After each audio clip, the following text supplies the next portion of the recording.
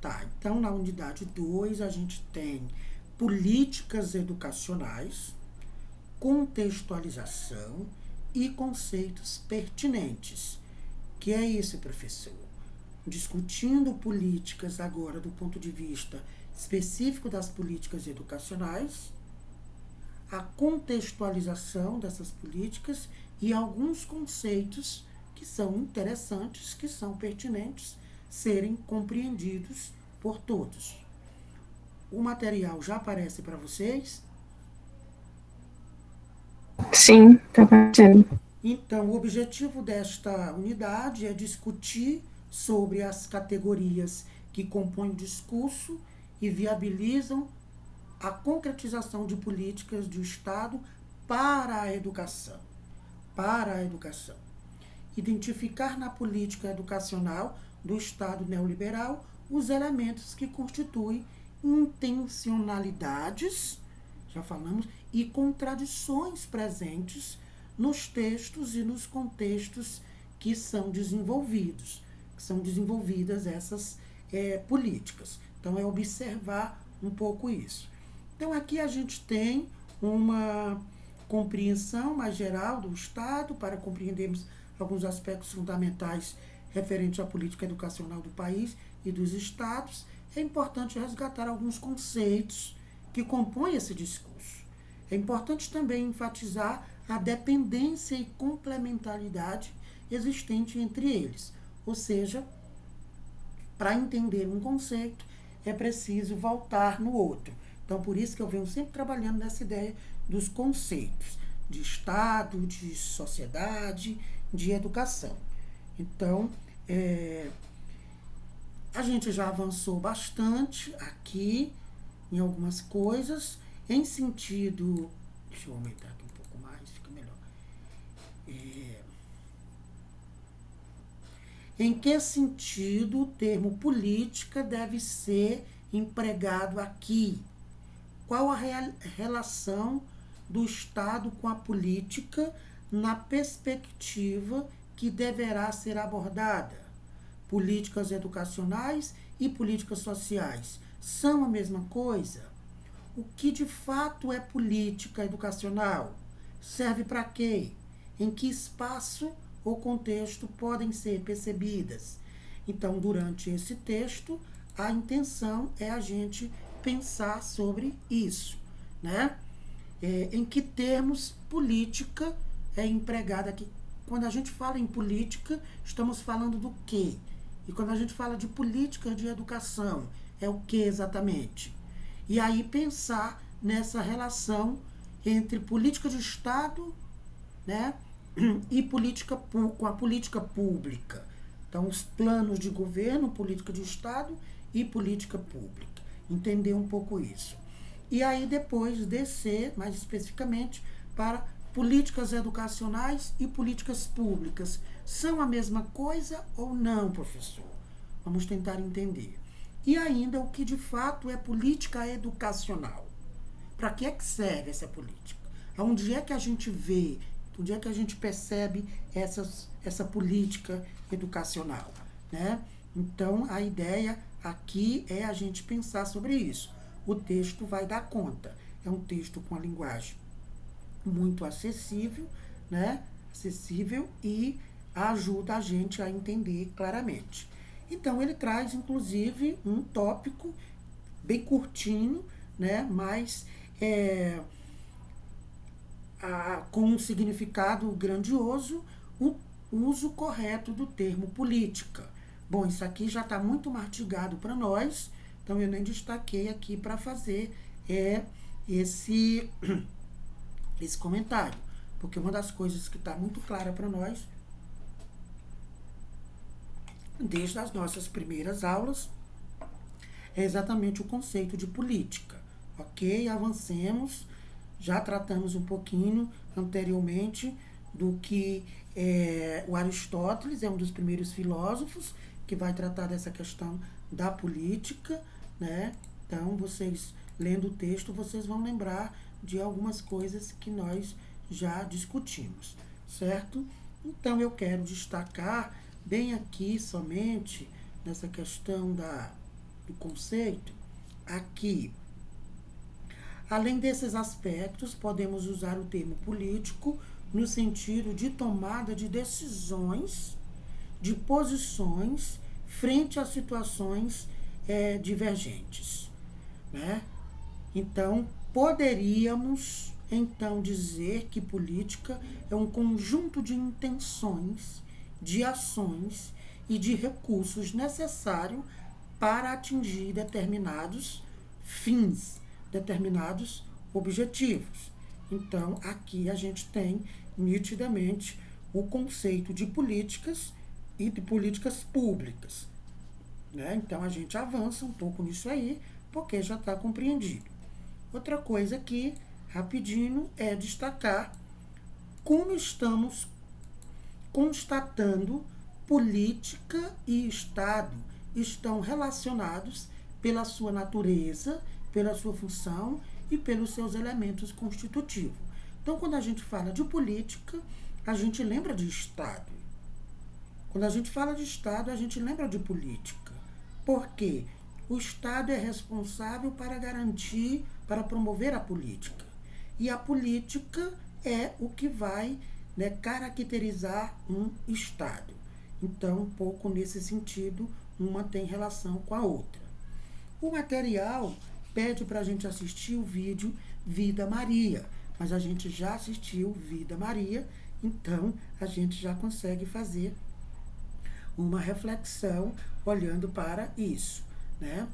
O outro tópico do texto vai destacar o Estado capitalista, que a gente já conhece de outras reflexões, mas também já daqui, o Estado capitalista, qual é a natureza, qual é o papel e a estrutura desse Estado capitalista. Ora, acabamos de falar no texto anterior um pouco sobre isso. Mas vamos lá, eu destaquei alguns trechos só para quando vocês estiverem lendo o texto, vocês conseguirem avançar melhor. Ao contrário do que muitos pensam, o Estado não é um juiz neutro e muito menos um árbitro em favor do bem-estar dos cidadãos. Então, aquilo que nós já dissemos para vocês, o Estado não é um juiz neutro, ele tem um lado, ele sabe para que está ali, né? Muito menos é um árbitro em favor do bem-estar do cidadão. Isso também já está claro, porque ele tem interesses próprios. Nesse sentido, o Estado é entendido aqui como uma relação social, né? Como ele vem se relacionando com as diversas áreas sociais da nossa vida. Então, quem é o social? Social é o povo, cidadão. Então, quando falamos genericamente em Estado, isso aqui é interessante vocês atentarem, quando falamos genericamente, assim, de forma geral, em Estado, né, no singular, iniciando com a letra maiúscula, estamos nos referindo a todas as instituições das 3 esferas governamentais, e não ao governo estadual ou ao governo de um determinado país. Como assim, professor? Quando eu falo de Estado, né? Quando eu falo de Estado no singular, iniciando com a letra maiúscula, estamos nos referindo a todas as instituições de poder, o Estado e tal. Eu não estou me referindo ao Maranhão, né? Ao Brasil, de um modo geral, aos Estados Unidos. Então, quando eu falo Estado, eu estou falando como uma instituição social. Então, quando eu coloco o Estado com letra inicial maiúscula, eu estou me referindo a uma instituição, a um poder que exerce sobre as pessoas determinados controles, né? Quando eu falo o Estado brasileiro, o Estado do Maranhão, aí sim é uma outra... aí é específico, não é genérico. Mas quando eu falo genérico, assim, geral, é no singular, iniciando com a letra maiúscula. Aí é o Estado como uma instituição de poder, certo? Então, a gente fala isso do Estado. Então, o Estado é assim. Mais embaixo a gente vai ter aqui, aí ele vai falando sobre esse Estado como sinônimo de poder, como é que ele se apresenta. Aí, bem, continuação do texto, ele vai dizer, cadê? Eu quero destacar aqui, o que eu quero destacar? É aqui. Outro aspecto relacionado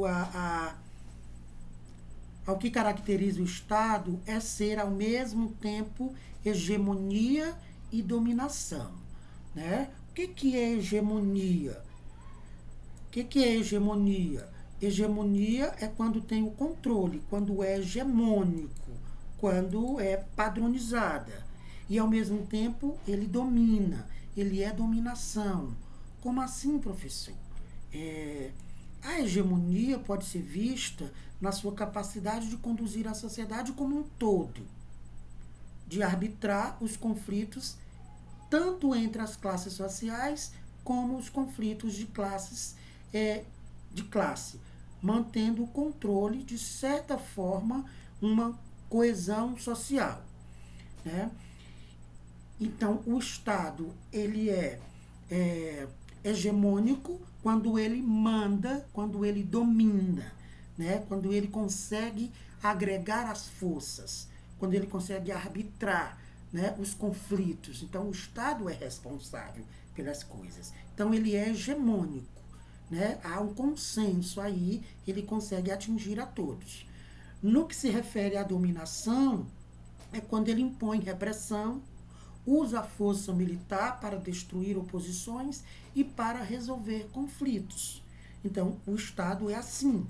Quando o Estado não é mais hegemônico, quando ele não consegue mais agregar todo mundo no seu poder ali, no seu controle, ele começa a perder o poder, né? Pode se comparar, inclusive, com esse momento que a gente está vivendo nesse governo atual, onde, né, se vê aí o governo não tem mais um controle sobre tudo. Então, ele está perdendo a hegemonia, que a gente chama. Por exemplo, nesse momento atual, em que o presidente da República não consegue, né, dirigir a todos ao mesmo tempo, então não consegue trabalhar, por exemplo, com os governadores de estado, então os governadores estão fazendo os seus encaminhamentos separados, nessa questão da pandemia, por exemplo, né? Então, nesse sentido, a hegemonia está fragilizada, ele não está conseguindo mais ser hegemônico. Mas o que eu quero dizer? Que um Estado, ele é hegemônico, para ele se manter, ele precisa ser hegemônico, dominar a todos ali, né? No sentido de ter o consentimento de todos, mas ao mesmo tempo ele domina. Por isso que ele precisa ser hegemônico para poder dominar. Quando ele não é hegemônico, quando algumas forças são oposições, não consegue mais, né, estar junto, então ele vai utilizar a sua dominação para impor repressão e tal. Mas quando fragiliza a hegemonia, fragiliza o poder. Daí esse Estado não consegue se manter por muito tempo.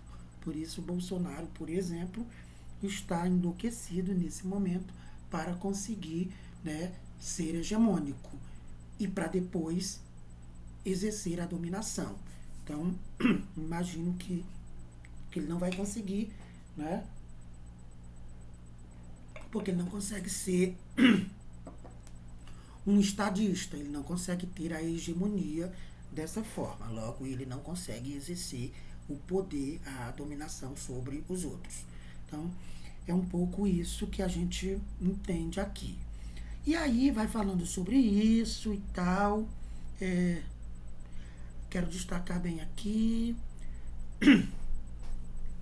É nesse espaço, né, de conflitos, né, que a sociedade vai se desenrolando as suas relações sociais e as ideologias contraditórias, né? As ideologias contraditórias que vão dizendo, olha, esse Estado, esse governo não é mais hegemônico, portanto, vai perdendo as forças.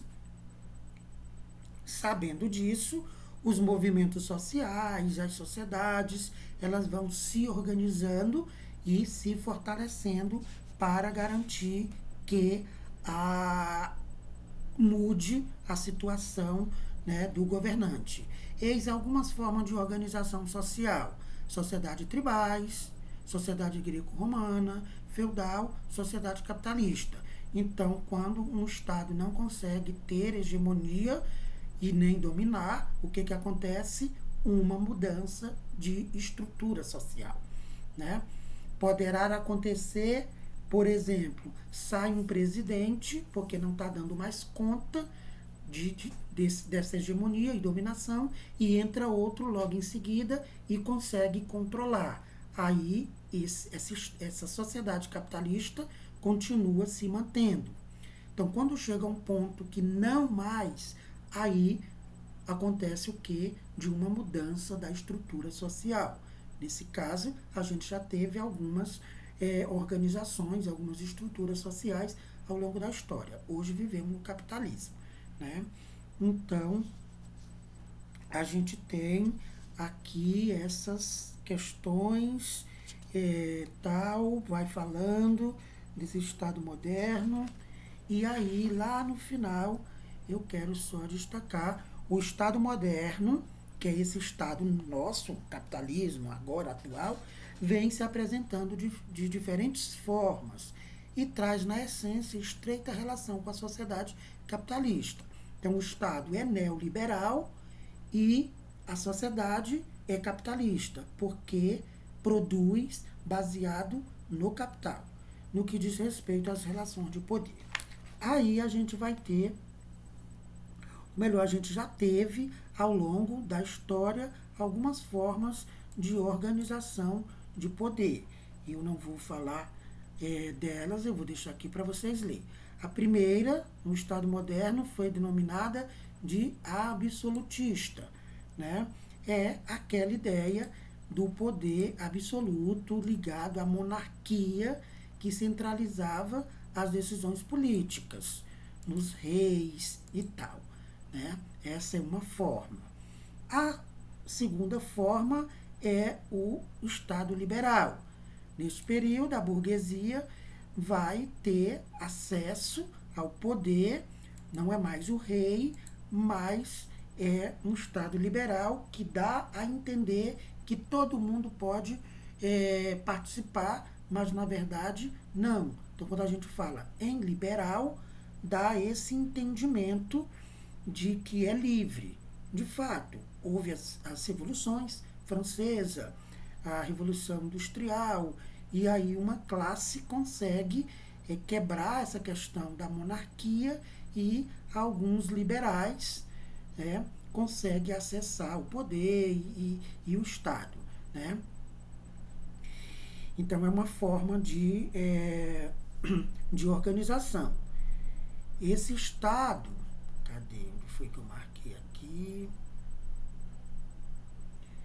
Esse Estado que poderia ser visto através da centralização das decisões daquele tempo, enfim, é uma forma de organização social. A outra forma é a do Estado moderno, e do Estado moderno é liberal e democrático. Então, uma outra forma é o Estado moderno e liberal democrático, que vai defender a intervenção do Estado na economia para gerar a democracia. Então, ele vai dar um pouco mais de abertura, mantém essa ideia do liberalismo e democrático. Então, vai se abrindo um pouco mais. Vocês vão fazer uma leiturinha rápida aí, vocês vão entender. E, finalmente, a gente tem o Estado capitalista, né? A organização social capitalista no Estado moderno, que é o nosso. Então, durante a modernidade, já houveram essas 4 formas de governo, né? Saindo ali da monarquia até chegar no nosso, que é uma organização capitalista, né? Tipicamente capitalista. Aí a gente tem essa discussão, vai sendo feita mais para frente, que já é tranquilo para vocês, essa questão do capitalismo. Mas tem uma questão bem que eu quero destacar. Poderíamos perguntar o que essas potências mundiais têm conseguido através dessa estrutura do capitalismo, do Estado global. Bom, aí a gente tem aqui algumas questões que podem ser destacadas. Vocês vão dar uma lida também, e isso já foi até falado em outras aulas. Mas, deixa eu só quero destacar aqui, tá? Meninas, vocês estão aí? Sim. Já Estou. estão conseguindo acompanhar o raciocínio? Sim. Ok, então a gente tem aí, essa sociedade capitalista, ela quer o quê? Atender aos interesses do capital transnacional, controlar os riscos da sociedade global, instalar um sistema de rápida advertência aos mercados emergentes de países de terceiro mundo. Então, tudo está ligado aí à questão do mercado. Impor uma hierarquia de poder transnacional, né? Aí tem a ONU, tem o FMI, tem o Banco Mundial, aí é que chega nos governos estaduais aí, dos presidentes.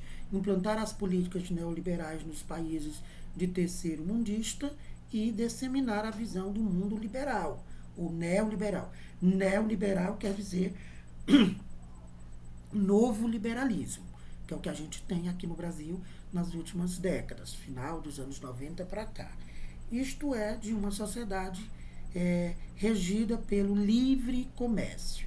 Então, essa ideia de livre comércio, os acordos e tal, é bastante forte aí. Então, aqui eles vão discutindo um pouco sobre isso. Talvez não é tão interessante para a nossa reflexão, mas vocês vão fazer uma leitura, né?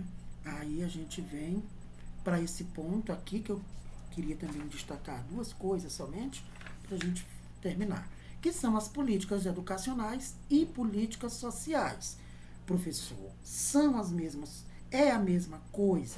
Política educacional e políticas sociais, né? O que é necessário considerar ao abordar a educação como uma política pública? Qual a relação entre política educacional e política social? Vamos tentar entender isso. Aqui eu quero destacar. Ainda precisamos reconhecer o Estado como locus, deixa eu destacar aqui, que no meu está marcado, no meu texto, aí se eu marco aqui, eu facilita para depois, já fica aqui, já salvo.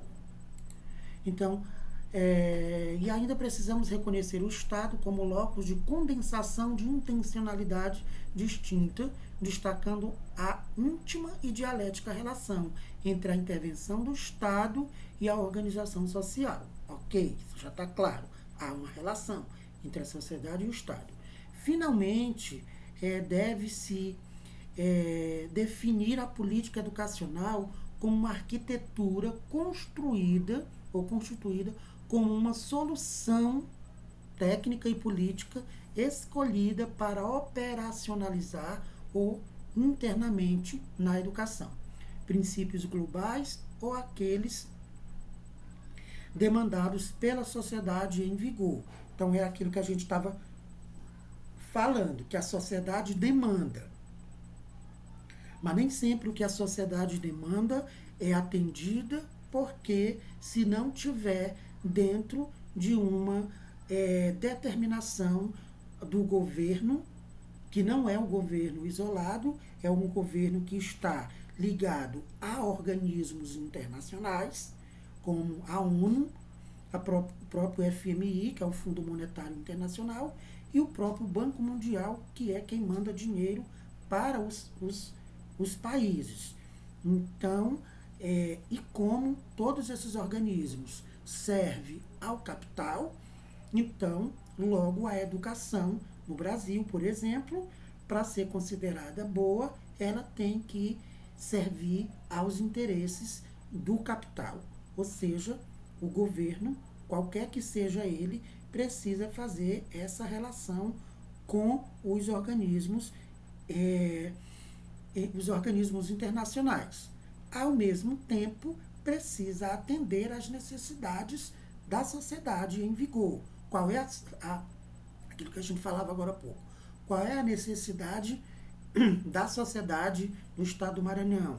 Bom, aqui estamos numa região amazônica, é muito interessante essa questão de engenharia florestal, técnico, tá? Então essa é a necessidade.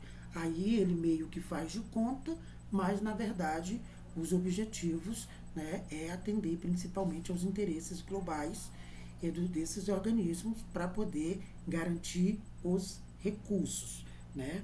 Então, assim, a política educacional, ela deve ser entendida como política pública de caráter social. Olha, aqui está a resposta, né? Eu vou perguntar isso na prova. A educação é uma política pública ou é uma política social? Ora, ela é uma política pública de caráter social. Por quê, professor? Qual é a diferença? Bom, nós já sabemos que política pública é a política promovida pelo Estado para atingir o povo. Público é o povo. E de caráter social, porque ela atinge uma questão social. A educação é uma questão social, assim como a saúde, assim como o emprego, assim como a moradia, assim como outras tantas áreas são consideradas sociais. Porém, os mesmos sujeitos não são os mesmos sujeitos. Nem sempre quem precisa de educação é o sujeito que precisa de saúde, que precisa. Então, são sujeitos, são público. A política pública, assim, é todas as políticas que atendem todo mundo. Pública, o povo. E as políticas sociais atendem determinada categoria social ou determinado público. Por exemplo, uma política social é o Bolsa Família. O Bolsa Família atende determinadas pessoas. A saúde. Saúde é uma política social, que atende quem? Os doentes, né? E a educação vai atender quem? Vai atender as pessoas que estão em processo de formação. Então, ela é uma política pública, mas também é uma política social. Então, a gente diz que é uma política pública de caráter social, que define o que fazer, como fazer e que recursos devem ser utilizados para melhorar a educação ou torná-la de qualidade. Então, uma política pública e uma política social. Porque uma política social tem que ter claro o que faz, como é que faz, quais são os recursos, né? No caso da educação, é para construir uma educação de qualidade, certo? Então, isso que continua a reflexão.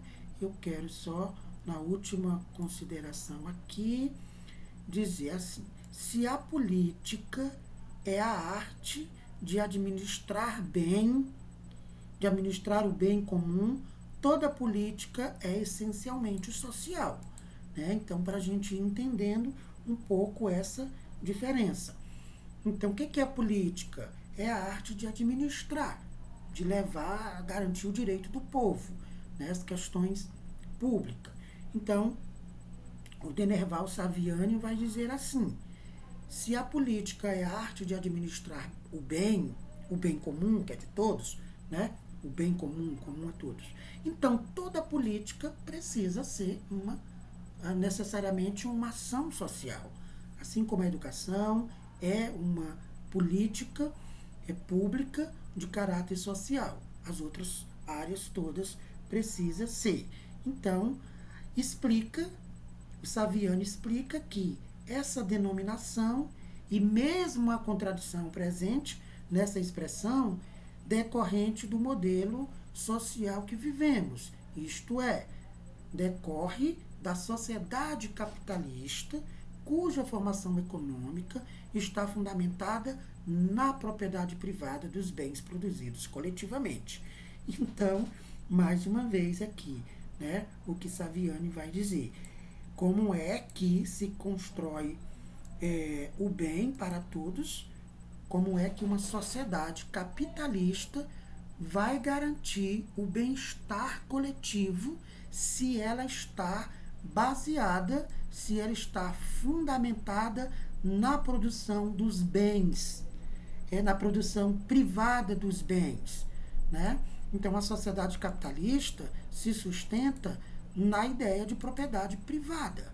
Então, a sociedade capitalista, ela se fundamenta na propriedade privada dos bens. Então, como é que um governo capitalista vai garantir o bem-estar coletivo se o que fundamenta essa sociedade, né, essa estrutura política, é a propriedade privada? Então, aí é bastante contraditório. Então, não há que se esperar de um governo dentro de um sistema capitalista essa liberação de recursos, essa garantia de políticas públicas. Ah, professor, mas um governo, por exemplo, Lula, né, foi bastante acessível ao povo, liberou recursos e tal. Tá. Pois bem, isso mesmo. Mas ainda assim o sistema era capitalista. A gente pode ter governos um pouco mais popular, um pouco mais que garante um pouco mais de políticas públicas e sociais ao povo, mas ainda assim o sistema é capitalista. Prevalece na sociedade capitalista a propriedade privada de bens. Ou seja, quanto mais eu tiver para mim, isso é importante. Então, eu quero para mim, é privado, é meu. E o coletivo? Não, o coletivo se dane para lá. Então, o sistema capitalista se baseia na propriedade privada de bens. Então, como é que uma sociedade que se fundamenta na privatização dos bens, como é que ele vai liberar? Ele não vai, né? Esse governo não vai. Então, por isso que a gente faz toda essa crítica ao governo capitalista, né? A um sistema capitalista, porque não se pode ter um governo socialista, vamos dizer assim, que vai socializar as coisas dentro de um sistema que diz, não, aqui prevalece a questão privada. Então, é um pouco essa a reflexão que esse texto vai fazer. Ok, meninas?